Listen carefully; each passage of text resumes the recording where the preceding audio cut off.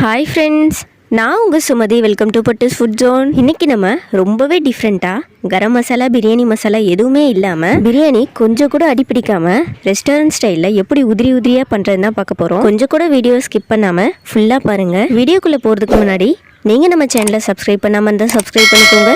கூடவே பெல் ஐக்கானை கிளிக் பண்ணி ஆல் ஆப்ஷனை சூஸ் பண்ணிக்கோங்க. வாங்க வீடியோக்குள்ளே போகலாம். அரிசி இலக்கிறதுக்கு எப்பயும் டம்ளர் யூஸ் பண்ணாமல் இது மாதிரி பெரிய சைஸில் சொம்பு யூஸ் பண்ணிக்கலாம். இது 1/2 கிலோ அளவு அரிசி. இது ஒரு பாத்திரத்தில் கொட்டிட்டு நல்லா 2-3 டைம் வாஷ் பண்ணி எடுத்துக்கலாம். எல்லாரும் செய்கிற காமனான மிஸ்டேக் என்னன்னா, அரிசியை ஊற வச்சதுக்கப்புறம் வாஷ் பண்ணுவீங்க. அது செய்யக்கூடாது. அரிசியை ஊற வச்சதுக்கப்புறம் கைவிட்டு கலந்தீங்கன்னா அதில் இருக்க சத்து எல்லாமே போயிடும். அரிசி மூழ்கிற அளவுக்கு தண்ணி சேர்த்து 1 மணி நேரம் ஊற வச்சுக்கலாம். ஸ்டவ்ல ஒரு குக்கர் வச்சுட்டு 2 ஸ்பூன் அளவு நெய் சேர்த்துக்கலாம். 1/4 கப் அளவு பட்டர் இல்ல டால்டா சேர்த்துக்கலாம். இது 3 டேபிள் ஸ்பூன் அளவு இருக்கு. இது கூடவே 1/4 கப் அளவு நல்லெண்ணெய் சேர்த்துக்கலாம். நல்லெண்ணெய்க்கு பதிலாக நீங்க ரீஃபண்ட் ஆயில் கூட சேர்த்துக்கலாம். எண்ணெய் நல்லா காஞ்சதும் 3 பட்டை, 3 இலை, 3 மராத்தி முக்கு, 5 கிராம்பு, 1 அன்னாச்சிப்பூ, 2 ஏலக்காய், கொஞ்சமா கல்பாசி சேர்த்துட்டு நல்லா வறுத்துக்கலாம். மசாலா எல்லாம் வருந்ததும் இது ஒரு பிளேட்டுக்கு மாத்திடலாம். 1 இலை, 1 பட்டை, 1 மராத்தி முக்கை மட்டும் விட்டுட்டு மீதி எல்லா மசாலாவையும் நம்ம வெளியே எடுத்தாச்சு. இப்போ கட் பண்ண 4 பெரிய வெங்காயத்தை இது கூட சேர்த்துடலாம். ஹை ஃப்ளேம்லேயே வச்சு வெங்காயத்தை வேக வச்சுக்கோங்க.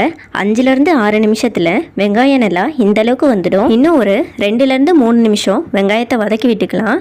நல்லா கோல்டன் ப்ரௌன் கலர் வர வரைக்கும் நம்ம வதக்கணும். கிட்டத்தட்ட 8 நிமிஷம் போல் ஆகியிருக்கு. வெங்காயம் இந்த அளவுக்கு கோல்டன் கலரில் வரணும். இந்த ஸ்டேஜில் நம்ம நறுக்கின 3 பெரிய தக்காளியும் சேர்த்துடலாம். பிரியாணிக்கு வெங்காயத்தோட அளவில் பாதி தக்காளி சேர்த்துக்கோங்க.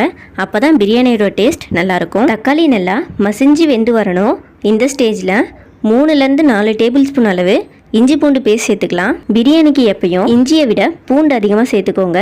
அதே போல் பூண்டை தோலோட சேர்த்துக்கோங்க. இது நல்லா வதங்கட்டும். இஞ்சி பூண்டு அரைச்ச அதே ஜாரில் நம்ம வறுத்து வச்ச மசாலாவை சேர்த்துடலாம். மசாலா நல்லா கொரகொரப்பா இந்த அளவுக்கு இருந்தால் கரெக்டாக இருக்கும். பிரியாணி மசாலாவை விட நம்ம அரைச்சிருக்க மசாலா ரொம்பவே டேஸ்ட்டாக இருக்கும். இஞ்சி பூண்டு நல்லா இந்த அளவுக்கு வதங்கிடுச்சு.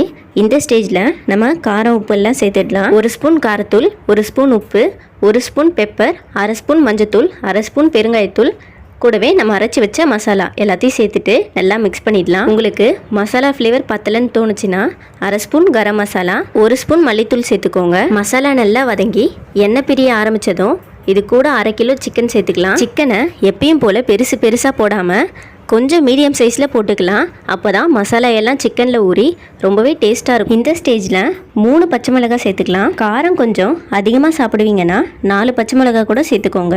இப்போது 1 கைப்பிடி அளவு புதினா சேர்த்துக்கலாம். கூடவே 1/2 கப் அளவு புளிக்காத தயிர் சேர்த்துக்கோங்க. தயிர் கொஞ்சம் புளிச்ச மாதிரி இருந்தால் லெமன் சேர்க்காதீங்க. சிக்கன் சேர்த்து 5 நிமிஷம் போல் ஆகியிருக்கு. எண்ணெய்லாம் பிரிஞ்சு நல்லா வெந்து வந்திருக்கு. இந்த ஸ்டேஜில் நம்ம தண்ணி சேர்த்துடலாம். நம்ம ஓரளவு அரிசி வச்சோம். இதுக்கு 1/2 அளவு தண்ணி வச்சுக்கலாம். நிறைய பேர் தண்ணியோட அளவை தான் மிஸ்டேக் பண்ணுவீங்க. இது மாதிரி ஒரே பாத்திரமாக எடுத்திங்கன்னா தண்ணி சேர்க்கறதுக்கு ரொம்பவே ஈஸியாக இருக்கும். இதை ஒரு மூடி போட்டு மூடிடலாம். தண்ணி நல்லா கொதிச்சு வரணும். இந்த ஸ்டேஜில் அரிசியை சேர்த்துடலாம். அரிசியில் கொஞ்சம் கூட தண்ணி இல்லாமல் நல்லா வடிச்சிட்டு சேர்த்துடுங்க.